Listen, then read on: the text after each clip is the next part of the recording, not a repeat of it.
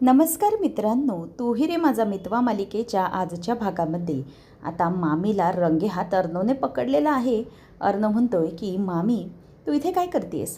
तेव्हा ती म्हणते की अरे अर्णव, माझं जरा इथे काम होतं. तेव्हा तो म्हणतो की थांब शिर्के, तुम्ही उद्या गाडी घेऊन ऑफिसला या. चल मामी, मी तुझ्यासोबत येतो, मी तुला एकटं काही सोडणार नाही.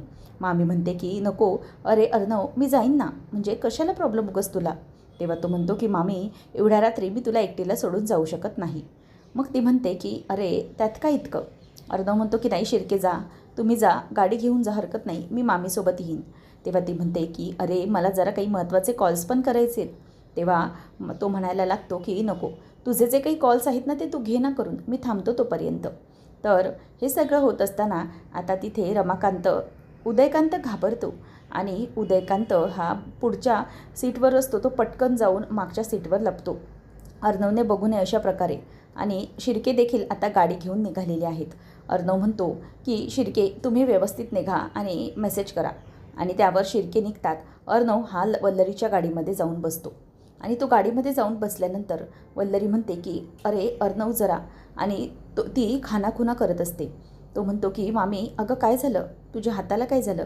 तेव्हा ती म्हणते की अरे त्याचं काय झालं ना की मला जरा हाताला ना दुखतं आहे, त्रास होतो आहे, आखडल्यासारखा झाला आहे रे हात गाडी चालवून.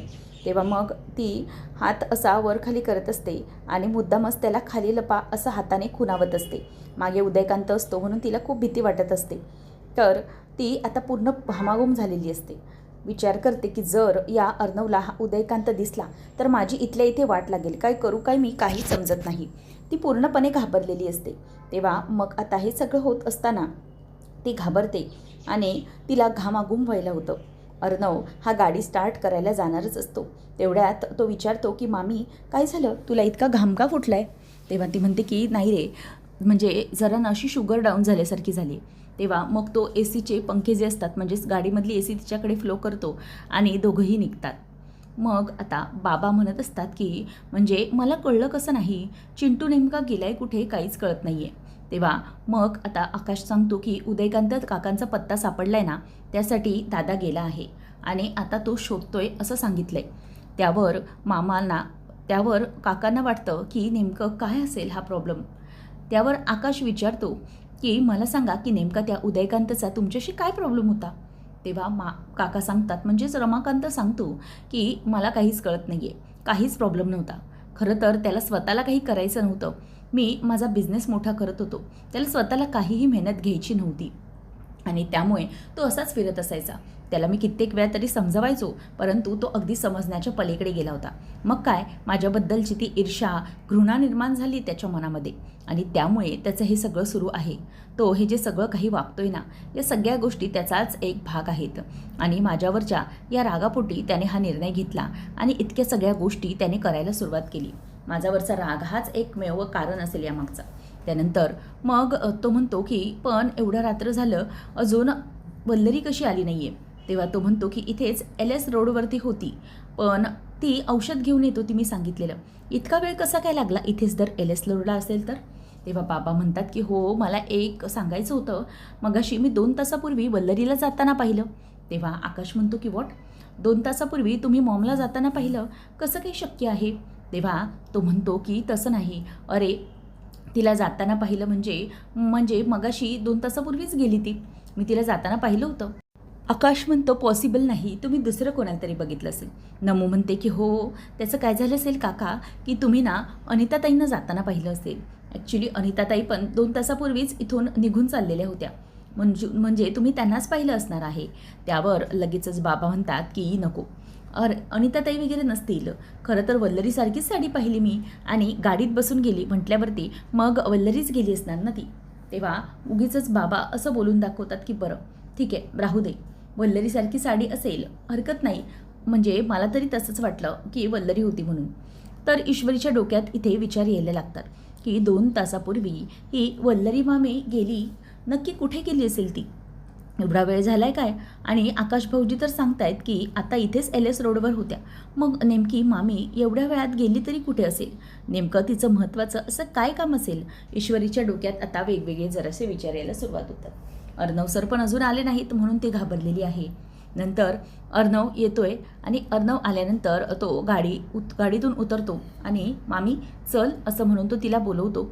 तेवढ्यातच मग वल्लरी म्हणते की अर्णव अरे तू हो पुढे, मी येतेच तेवढ्यात असं म्हणून ती त्याला पुढे व्हायला सांगते आणि अर्णव जात असतो. वल्लरी पटकन त्या संधीचा फायदा घेते आणि तो फायदा घेऊन ती मागच्या बाजूला जाते. एकदा की अर्णव हा त्याच्या घरात शिरला, ती पटकन जाते आणि तो उदयकांत हा पटकन गाडीच्या बाहेर म्हणजे जरा वर डोकं काढतो.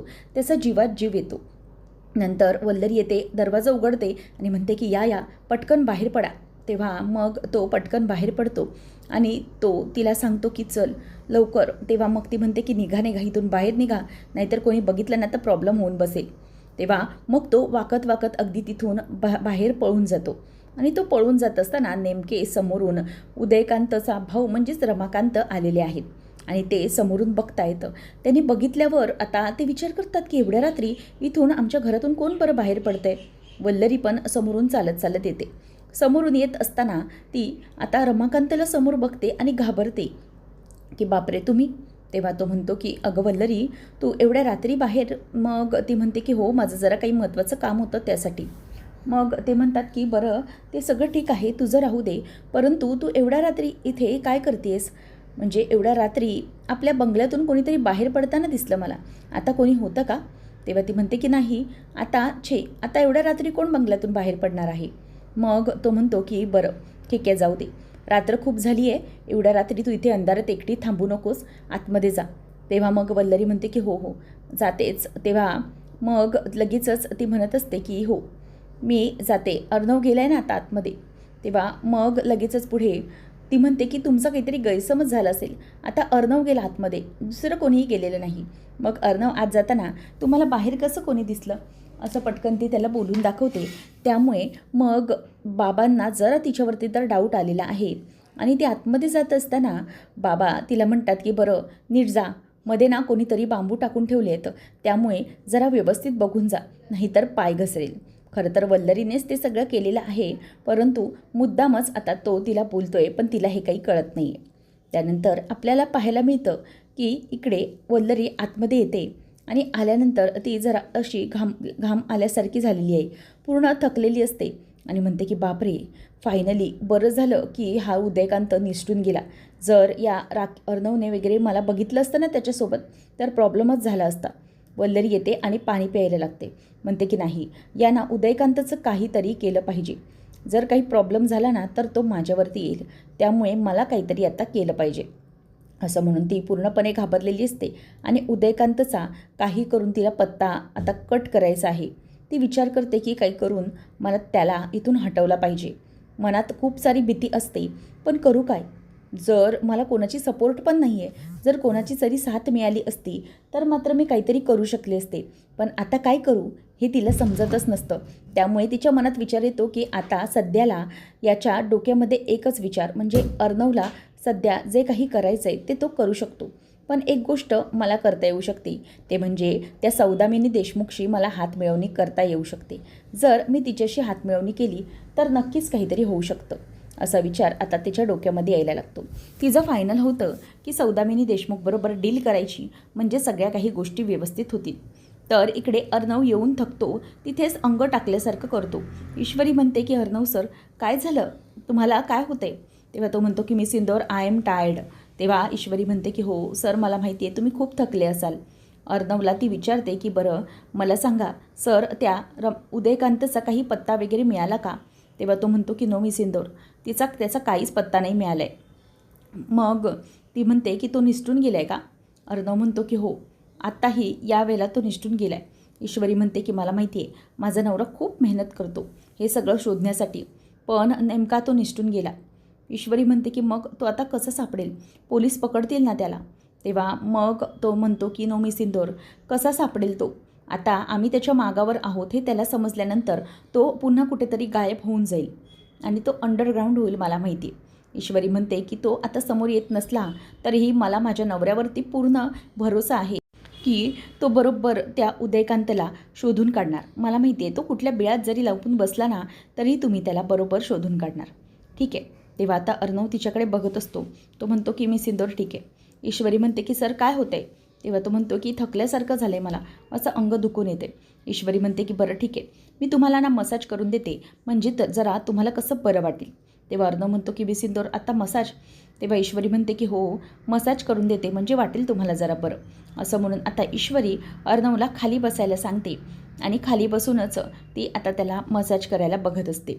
आता त्याच्या डोक्यावरून ती अलगदपणे हात फिरवत असते आणि मसाज करायला बघत असते. त्यानंतर मग आता अर्णव म्हणतो की मिस इंदोर. तेव्हा ईश्वरी म्हणते की हो हो, काहीच नाही, मी तुम्हाला छानपैकी मसाज करून देते म्हणजे तुम्हाला ना जरा बरं वाटेल. असं झाल्यानंतर आता इथे अर्णव हा खाली बसतो आणि ईश्वरी डोक्याला मसाज करायला लागल्याबरोबर तो म्हणतो की खरंच मिस इंदोर इतकं भारी वाटतंय ना, तुला सांगू का की तू इतकं सुंदर मसाज करतेस ना, खरंच एकदम मिनिटमध्ये थकवा निघून गेल्यासारखं वाटतं. आणि हो, आणखी एक गोष्ट म्हणजे मिस इंदोर, मी एक कळत नाही आहे, तू एखादं मसाज पार्लर का नाही उघडत, म्हणजे इतकं छान मसाज करतेस ना की तितकं लवकरात लवकर बरं वाटतं. आता ती पटकन खांदा दाबायला लागते आणि नंतर मग तो म्हणतो की मिस इंदोर इथे या साईडला दाब.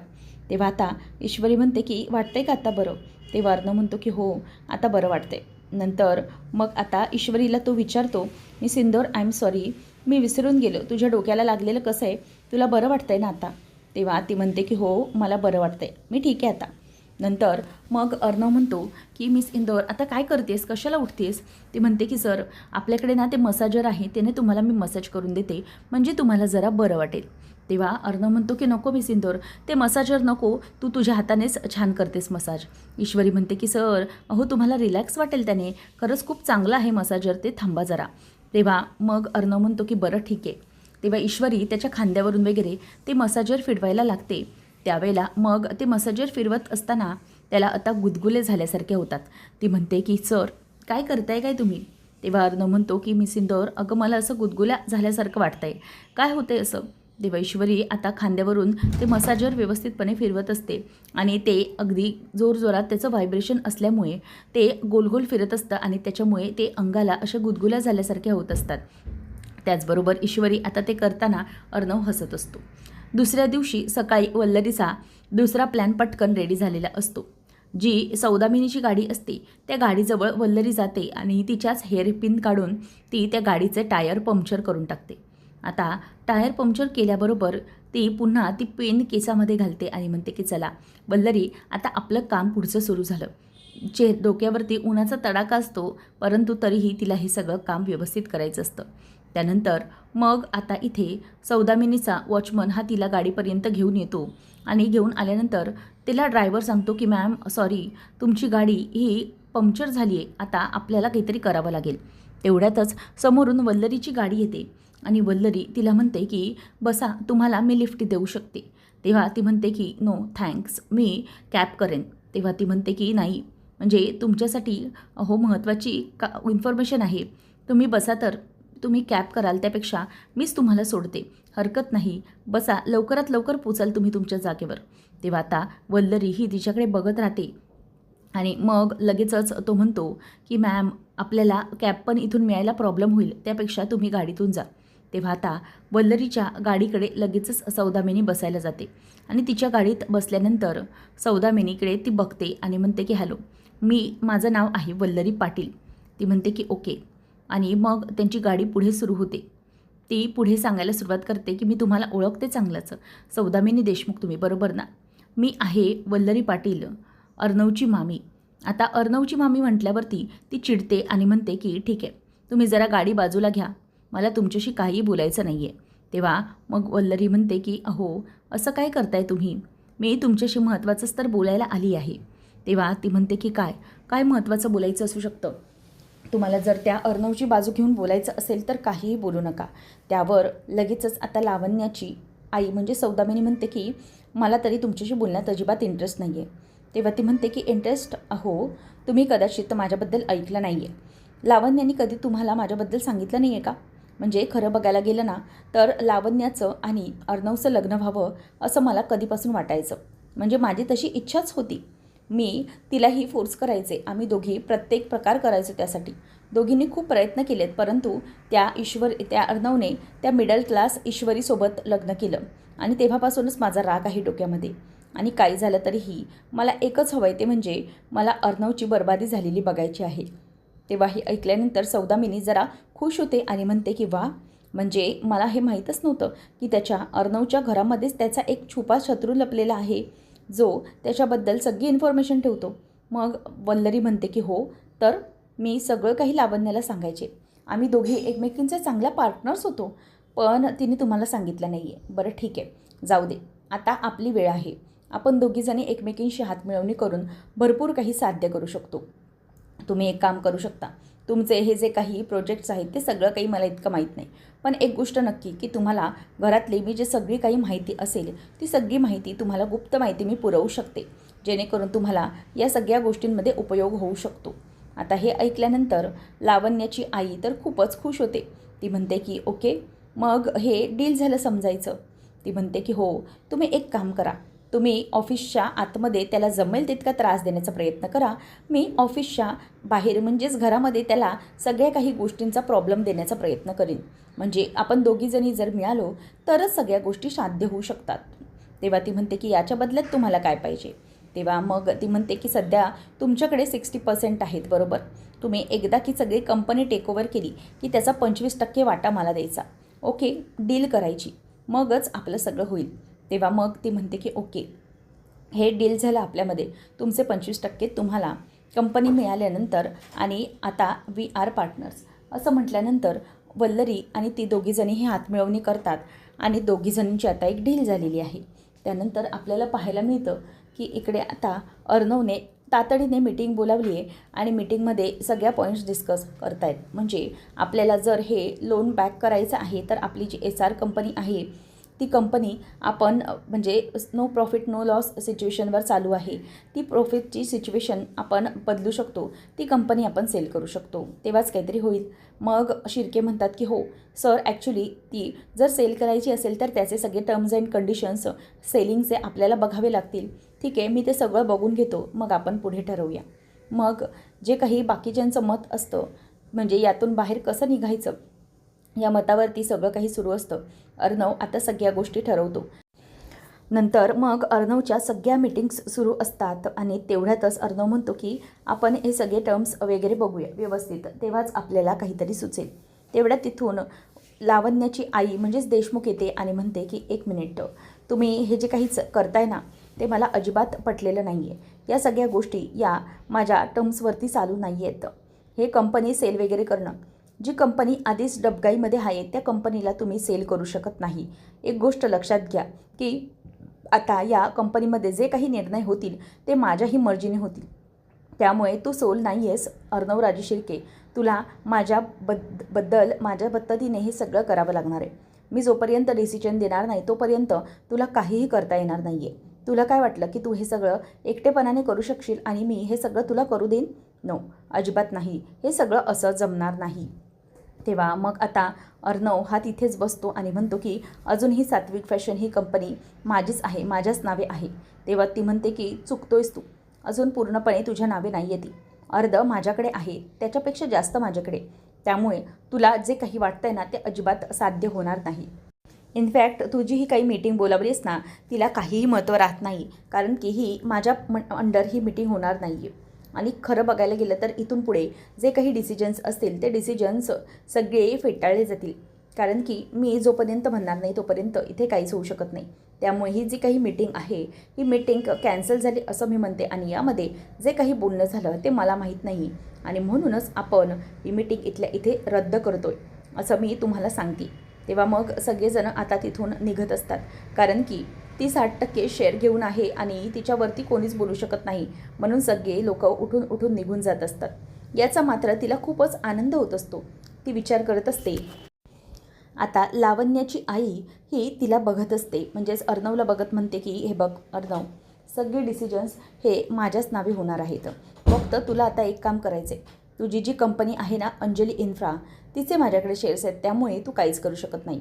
आणि तुझी जी काही कंपनी आहे ना लवकरात लवकर मला हवी आहे. त्यामुळे एक काम कर, 15 दिवस आहेत तुझ्याजवळ. या 15 दिवसांमध्ये माझे 200 करोड रुपये मला दे आणि तुझी कंपनी घे. नाहीतर ते तुला जमलं नाही तर लक्षात ठेव, सात्विक फॅशन ही कंपनी माझी होणार आहे आणि ही सात्विक फॅशन कंपनी माझ्या नावे झाल्यानंतर तुझ्या आईचे हे जे काही नाव आहे तुझ्या आईच्या नावाने म्हणजे सात्विका राजे शिर्के यांच्या नावाने तू ही कंपनी सुरू केलीस, बरोबर ना? मग ही कंपनी कशी संपवायची ना हे मी बघते. आणि ही कंपनी संपवल्यानंतर हिचं नाव असणार आहे लावण्या फॅशन्स. हे ऐकल्यावरती आता अर्णव चिडतो आणि म्हणतो की एक गोष्ट नक्की लक्षात ठेवा, तुम्ही हे जे काही म्हणताय ना हे अजिबात होणार नाही आहे. This is not going to work, okay?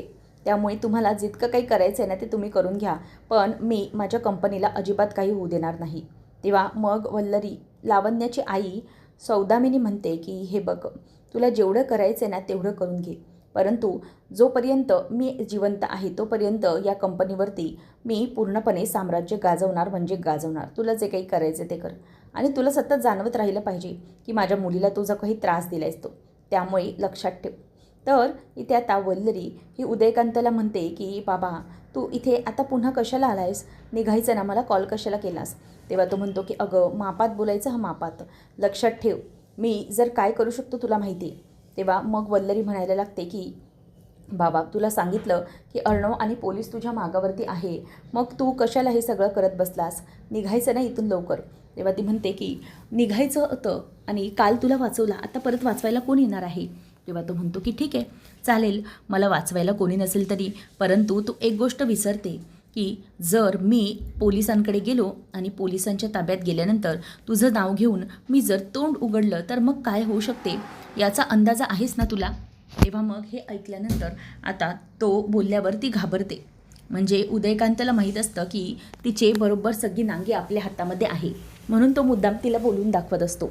आणि तिला तो म्हणतो की बघ, मला गायब व्हायचं ना, मग माझ्या गायब होण्याचे ना पैसे मोजावे लागतील, कळलं ना तुला? मी गायब होणार तर त्याचे पैसे तर तुला द्यावेच लागतील. त्यामुळे एक गोष्ट लक्षात ठेव की लवकरात लवकर या सगळ्या गोष्टी जर तुला करायच्या असतील तर मात्र माझी किंमत मोज, मला पैसे दे आणि मग मी इथून होऊन जातो हवं तर अंडरग्राऊंड. पण हे अर्णवला जर समजलं की तूही याच्यामध्ये आहेस तर मग बघ काय होऊ शकतं हे तुलाही चांगलंच माहिती, हो की नाही? असं तो वल्लरीला मुद्दामच आता सांगत असतो आणि ती रागाने त्याच्याकडे बघत असते. त्यानंतर मग इथे आता लावण्याच्या आईने धमकी दिल्यानंतर अर्णवला खूपच तिचा राग येत असतो. परंतु ज्या प्रकारे त्याला वकिलाने सांगितलेलं असतं की तिच्या कोणत्याही गोष्टींवरती रिॲक्शन द्यायची नाही, ती हेच करायला बसली आहे. तेवढ्यात मग लगेच ती म्हणते की हे बघ, माझ्याकडे सगळी प्रोसिजर रेडी आहे, तू वाच आणि त्यानंतर मग आपल्याला सगळं लक्षात येईल. तू हे सगळं बघ, मग तुला कळेल की माझी डील कोणती आहे आणि मी काय करण्याचा प्रयत्न करते ते.